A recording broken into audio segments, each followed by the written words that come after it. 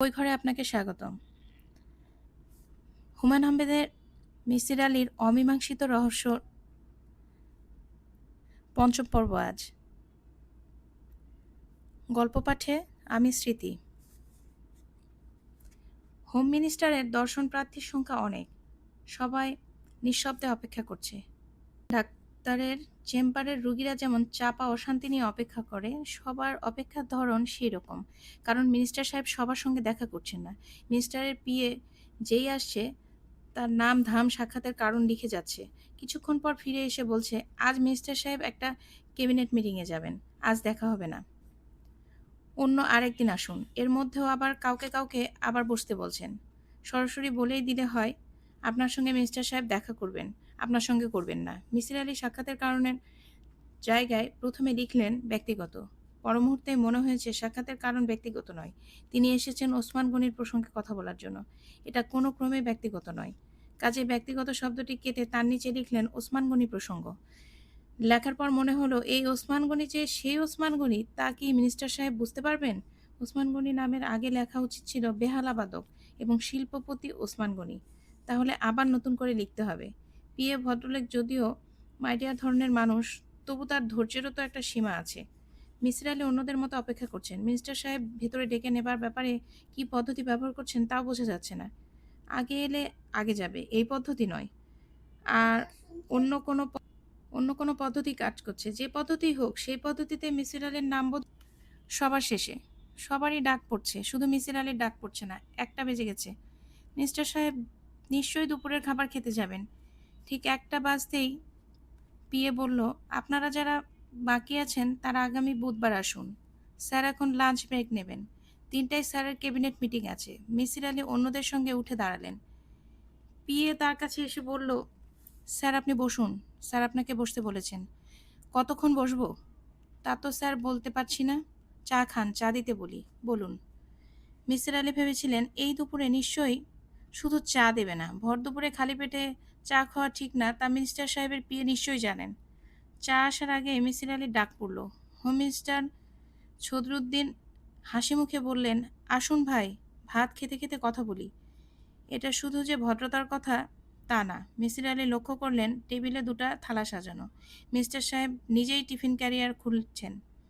মিসির আলি সাহেব, বাথরুম থেকে হাত মুখ ধুয়ে আসতে পারেন। সাবান, তেল, গামছা সবই আছে। ইচ্ছা করলে গোসল সেরে আসতে পারেন। হা হা হা। আপনি কি আমাকে সত্যি সত্যি আপনার সঙ্গে খেতে বলছেন? অবশ্যই। এতটা ভদ্রতা কেন দেখাচ্ছেন জানতে পারি কি? মিনিস্টার হলেই ভদ্র হতে হবে, অভদ্র হতে হবে এমন কোনো কথা কি আছে?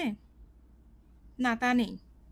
সব সাক্ষাৎ প্রার্থীকে আপনি নিশ্চয়ই দুপুরের খাবার আপনার সাথে খেতে বলেন না? না, সবাইকে বলি না।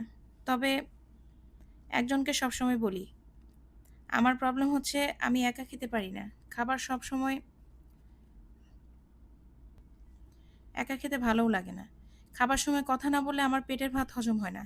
এজন্য যারা দেখা করতে আসে তাদের মাঝ থেকে একজনকে ঠিক করে রাখি যার সঙ্গে ভাত খাবো। সেটা কিভাবে ঠিক করলেন? অ্যালফাবেটিক্যালি? দেখুন মিসির আলি সাহেব, খেতে বলেছি খাবেন। এত কথা কেন? মিসির আলি খেতে বসলেন। আয়োজন অতি সামান্য। পটল ভাজি, ট্যাংরা মাছের ঝোল, ডাল। ভাতের চালগুলোও মোটা মোটা। ইরি হবারই সম্ভাবনা। মিসির আলি সাহেব, জি। খেতে পারছেন তো? পারছি। খাবারের মান ভালো নয়। কি করব বলুন? মিনিস্টার হিসেবে যা পাই তাতে এর চেয়ে ভালো সম্ভব নয়। অধিকাংশ মানুষের ধারণা আমরা রাজার হালে থাকি। আপনি হয়তো থাকেন না, অনেকেই থাকে। তাও ঠিক। সব পাখি মাছ খায়, দোষ হয় মাছরাঙার। আমরা হলাম মাছরাঙা পাখি। এখন বলুন কি জন্য এসেছেন আমার কাছে? ওসমান গনি প্রসঙ্গে কথা বলতে চাচ্ছিলাম। বলুন। আমার কথা আপনি কতটুকু গুরুত্বের সঙ্গে গ্রহণ করবেন সেটা ভেবেই কথা বলতে সংকোচ বোধ করছি। সংকোচ বোধ করবেন না, বলুন। আপনার কথা যথেষ্ট গুরুত্বের সঙ্গে বিবেচনা করা হবে। আপনি কে আমি জানি। আপনার কর্মপদ্ধতি সম্পর্কে জানি। আমার জানা মতো পুলিশের কিছু জটিল মামলা আপনি সাহায্য করেছেন। আমার আগে যিনি হোম মিনিস্টার ছিলেন তিনি আপনার প্রসঙ্গে একটা নোটও রেখে গেছেন। গুলিউর রহমান সাহেব। চেনেন তাকে? জি চিনি। কিভাবে চেনেন? একটা খুনের মামলার ব্যাপারে উনি আমার সাহায্য চেয়েছিলেন। আমি সাহায্য করেছিলাম। এখন আপনার বক্তব্য বলুন। ওসমান গনির মৃত্যু রহস্য সমাধানে আমি আপনাদের সাহায্য করতে চাই। বাক্যটা আবার বলুন। ভালো মতো শুনিনি। মিসির আলি বাক্যটি দ্বিতীয়বার বললেন। হোম মিনিস্টার খাওয়া বন্ধ রেখে স্থির চোখে তাকিয়ে রইলেন। যখন কথা বললেন তখন তার গলার স্বরে বিরক্তি চাপা রইল না। ওসমান গনির মৃত্যুতে কোনো রহস্য নেই, কাজে আপনি কি ধরনের সমাধানের কথা বলছেন বুঝতে পারছি না। হার্ট অ্যাটাকের মৃত্যু, ডাক্তারদেরই তাই ধারণা। ডাক্তারদের ডেথ সার্টিফিকেটে এ কথা পরিষ্কার লেখা আছে। আমার ধারণা এটা হত্যাকাণ্ড। একটা হাস্যকর ধারণা করার তো কোনো অর্থ হয় না। আপনার মনে হচ্ছে ধারণাটা হাস্যকর? অবশ্যই মনে হচ্ছে। শুধু আমার না, অনেকেরই মনে হবে। যাদের কল্পনা শক্তি অত্যন্ত উর্বর তাদের কথা অবশ্য ভিন্ন। আপনি যদি বলতেন এটা আত্মহত্যা, তাও গ্রহণযোগ্য মনে করতাম। কিন্তু আপনি ভুলে গেছেন যে বাথরুমের ভেতর থেকে দরজা বন্ধ ছিল। দরজা ভেঙে তাকে বের করা হয়। আমার মনে আছে। তারপরও আপনি বলছেন হত্যাকাণ্ড? জি বলছি। হোম মিনিস্টার হাসতে হাসতে বললেন, হত্যাকারী কে তাও কি জেনে গেছেন? অনুমান করছি। অনুমানও করে ফেলেছেন? আপনি দেখছি খুবই ওস্তাদ লোক। স্যার, আপনি শুরুতে বলেছিলেন আপনি আমার কথা গুরুত্বের সঙ্গে বিবেচনা করবেন, কিন্তু এখন তা করছেন না। আমার মনে হয় আপনার উচিত আমার কথা এক কথায় উড়িয়ে না দেয়া। আমার অনুমান ক্ষমতা ভালো, অতীতে অনেকবার তার প্রমাণ দিয়েছি, ভবিষ্যতেও দেব। আপনি যেভাবে কথা বলছেন তাতে মনে হচ্ছে ভূত, ভবিষ্যৎ, বর্তমান সব আপনি চোখের সামনে দেখতে পান। মিসির আলি কিছু না বলে খাওয়া শেষ করে উঠলেন। বাথরুম থেকে হাত মুখ ধুয়ে এসে বললেন, আমি তাহলে যাই। বসুন, খানিকক্ষণ বসুন। পান আছে, পান খান। আমার পান খাওয়ার অভ্যাস নেই। পান এমন কিছু জটিল খাদ্য না যে তা খাবার জন্য অভ্যাস করতে হয়। মুখে দিয়ে চিবোলেই পান খাওয়া হয়। একটা স্বাস্থ্যের জন্য ভালো। দীর্ঘ সময় চেবানো হয় বলে প্রচুর জারক রস বের হয়ে হজমে সহায়তা করে। বসুন, নিজের হাতে পান বানিয়ে দেব, খেয়ে দেখুন। হোম মিনিস্টারের হাতে বানানো পান চিবোতে মিসির আলির মনে হলো এখানে আসা ঠিক হয়নি, দিনটাই নষ্ট হয়েছে। মিসির আলি সাহেব, জি, আপনার অনুমান শক্তি তো প্রবল। এখন বলুন দেখি আমার সম্পর্কে আপনার কি অনুমান? সংক্ষেপে বলুন, কিছুক্ষণের মধ্যে আমাকে উঠতে হবে। নিন, সিগারেট টানতে টানতে বলুন। আপনার সিগারেটের অভ্যাস আছে তো? আছে। মিনিস্টার সাহেব নিজেই লাইটার জ্বালিয়ে সিগারেট ধরিয়ে দিলেন। মিসির আলি সিগারেটে লম্বা টান দিয়ে বললেন, স্যার, আপনি ভান করতে পছন্দ করেন। শুধু পছন্দ না, ভান করাটা অত্যন্ত জরুরি বলে মনে করেন। আপনি অতি সাধারণ খাবারের ব্যবস্থা দুপুরে করেন এবং একজনকে সঙ্গে নিয়ে খান, যাতে সে প্রচার করতে পারে মিনিস্টার সাহেব কীরকম ভালো মানুষ এবং কত সাধারণ খাবার খায়। অর্থের অভাবে আপনি ভালো খাবার খেতে পারছেন না, অথচ বেনসন অ্যান্ড হেজের সিগারেট ক্রমাগত টানছেন। আপনি খদ্দেরের পাঞ্জাবি পড়েছেন, কিন্তু যে ঘড়িটি আপনার হাতে আছে তার নাম রোলেক্স। আমি যতদূর জানি পৃথিবীর দামি ঘড়ির মধ্যে একটি, প্রায় লাখখানিক টাকা দাম। যিনি খদ্দরের পাঞ্জাবি পরবেন তিনি হাতে দেবেন 200-300 টাকা দামের ঘড়ি। এটাই স্বাভাবিক। তবে এই ঘড়ি আপনি নিজের টাকায় কেনেননি, উপহার হিসেবে পেয়েছেন। এই একটা ব্যাপার অবশ্য আছে, উপহার হিসেবে পেয়েছেন, এটা কি করে অনুমান করছি ব্যাখ্যা করব? মিস্টার সাহেব আরেকটি সিগারেট ধরাতে ধরাতে বললেন, তার প্রয়োজন নেই। আপনার অনুমান শক্তি ভালো, স্বীকার করছি। তাহলে কি আমি ধরে নিতে পারি আপনি ওসমান গনির হত্যা রহস্য নিয়ে কাজ করবার অনুমতি দেবেন? আপনার অতিরিক্ত আগ্রহের কারণ কি? আমার আগ্রহের কারণ হচ্ছে আমি এই রহস্যের সঙ্গে জড়িয়ে পড়েছি, কিংবা বলা যায় আমাকে জড়িয়ে ফেলা হয়েছে। সেই অংশ আপনার অজানা নয়। ওসমান গনি সাহেবকে আমি একটু চিরকুট লিখি। তিনি ওই চিরকুট পাওয়ার পর আপনাকে টেলিফোন করেন। হোম মিনিস্টার শুকনো গলায় বললেন, ঠিক আছে, আপনি রহস্য উদ্ধারের চেষ্টা করুন। কেস সিআইডির হাতে দিয়ে দিচ্ছি। ওদের একজন বিশেষজ্ঞ হিসেবে আপনি কাজ করবেন। পুলিশ প্রয়োজনে বিশেষজ্ঞদের সাহায্য নিতে পারেন। সেই হিসেবেই সাহায্য চাওয়া হবে। আপনাকে অসংখ্য ধন্যবাদ। মিসির আলি উঠে দাঁড়ালেন। হোম মিনিস্টার তার দিকে তাকিয়ে আছেন বিরক্ত চোখে। মিসির আলি সেই বিরক্তি অগ্রাহ্য করে হাসি মুখে বললেন, স্যার, যাই। আপনাকে ধন্যবাদ। নাদিয়া অবাক হয়ে বলল, মিসির আলি সাহেব, আপনি কি বলতে চাচ্ছেন আমি বুঝতে পারছি না। আপনি বলতে চাচ্ছেন যে আপনাকে দায়িত্ব দেওয়া হয়েছে আমার বাবার মৃত্যু নিয়ে তদন্ত চালাতে? পুলিশ আপনাকে এই দায়িত্ব দিয়েছে? জি, হোম ডিপার্টমেন্টের চিঠি আছে। আপনি কি পড়তে চান? না, পড়তে চাই না। চিঠি আপনার কাছে থাকুক। আমি বুঝতে পারছি না এখানে তদন্তের কি আছে। হার্ট ফেইলিউরে যারা মারা যায় তাদের সবার বেলাতেই কি তদন্ত হয়? সাধারণ একটি মৃত্যু। মৃত্যু সাধারণ কিনা এ বিষয়ে আপনার নিজেরও কিন্তু সন্দেহ আছে। শুরুতে আপনি আমাকে বলেছিলেন আপনার ধারণা এটা আত্মহত্যা। আমি তখন গভীর শোকের মধ্যে ছিলাম। প্রবল শোকে মানুষের চিন্তাভাবনা এলোমেলো হয়ে যায়। সহজ জিনিসকে জটিল মনে হয়, এটাই স্বাভাবিক। আপনার কি তা মনে হয় না? হ্যাঁ, মনে হয়। আপনি ঠিকই বলেছেন। তার চেয়েও বড় কথা, বাবা মারা গেছেন বাথরুমে। দরজা ভেতর থেকে বন্ধ ছিল। পুলিশের উপস্থিতিতে দরজা ভাঙা হয়। তাও জানি। তাহলে ঝামেলা করতে চাইছেন কেন?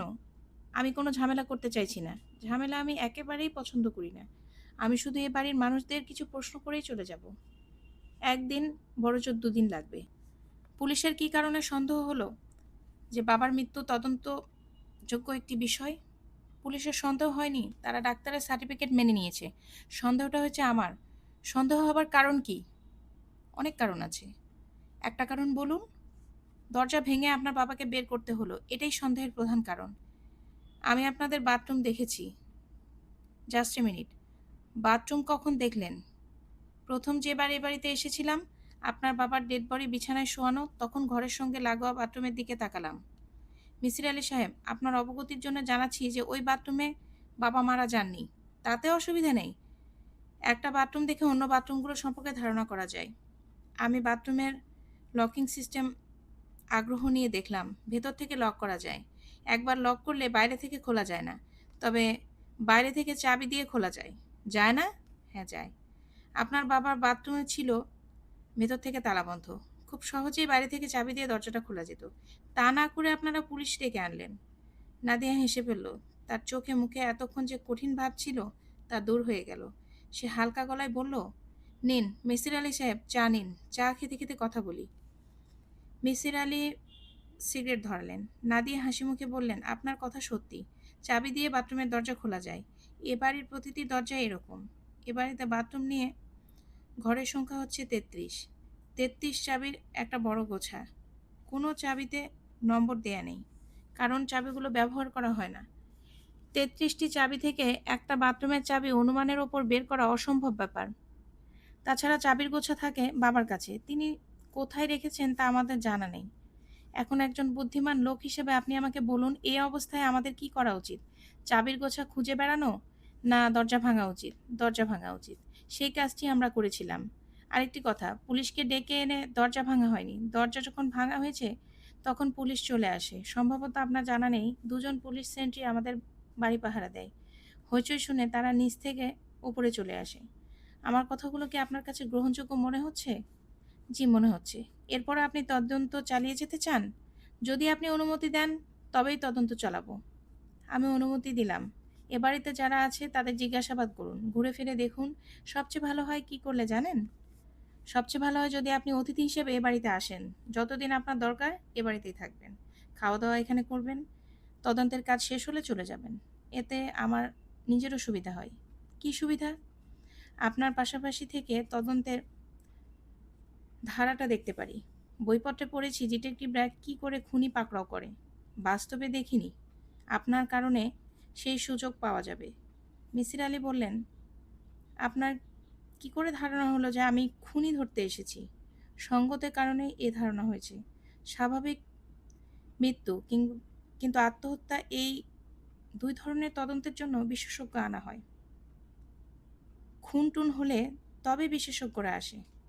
আমি কি ভুল বলছি? আপনি তাহলে আসছেন এ বাড়িতে? জি, আসছি। তাহলে দেরি করবেন না। আজই চলে আসুন। দি আর্লিয়ার দ্য বেটার। ১ সুটকেস বই, ১ সুটকেস কাপড়-চোপড় নিয়ে সন্ধ্যাবেলা মিসির আলি রোজ ভিলায় উঠে এলেন। আব্দুল মজিদ নামের মধ্যবয়স্ক এক লোক তাকে থাকার ঘর দেখিয়ে দিল। বিরাট ঘর, অ্যাটাচ বাথরুম। সেই বাথরুমও বিশাল। বাথটাব আছে, ঠান্ডা পানি, গরম পানির ব্যবস্থা আছে।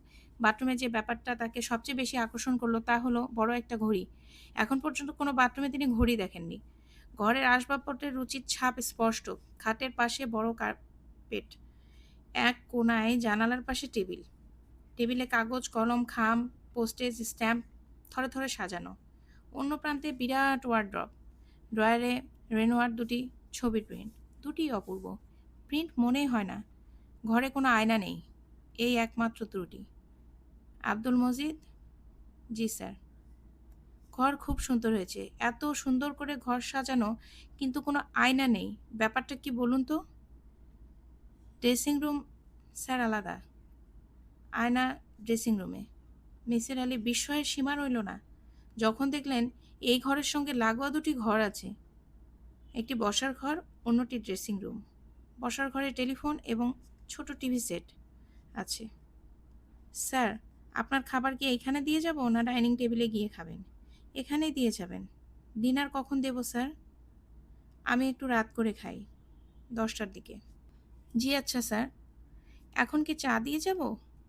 এক কাপ চা পেলে মন্দ হয় না। তার আগে আপনি আমার কয়েকটা প্রশ্নের জবাব দিন। স্যার, আপনি আমাকে তুমি করে বলবেন। আচ্ছা, তুমি বলেই বলবো। আজ এ পর্যন্তই। পরের পর্বের জন্য অপেক্ষা করুন। আশা করি ভালো লাগছে।